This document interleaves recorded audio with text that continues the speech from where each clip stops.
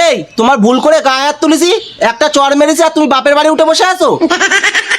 সংসারে আমার মা আর বোনই তো আছে, ওদের কথা মতো একটু চলা যায় না?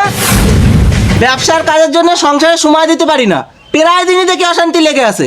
এখন মনে হচ্ছে বিবাহ জীবনটা আমার জীবনে কাল হয়ে দাঁড়িয়েছে। এসব কথা কা পুরুষরা বলে? আমার মেয়েটা খেলার পুতুল না, যেরকম নাচাবে সেরকম নাচবে। ও মা, তোমার জামাই আমার একটা কথা শোনার প্রয়োজন মনে করেনি। কেন বাবা জীবন, পুরো ঘটনাটা কি তুমি শুনেছো? না না শুনেই তুমি আমার মেয়ের গায়ে হাত তুলেছো? না মানে শাশুড়ি মা, কি নানা করছো? ঘটনাটা শুনে নিতে আসছো ভালো কথা। আমার মেয়ের কি কোনো দোষ ছিল? ছিল না তো।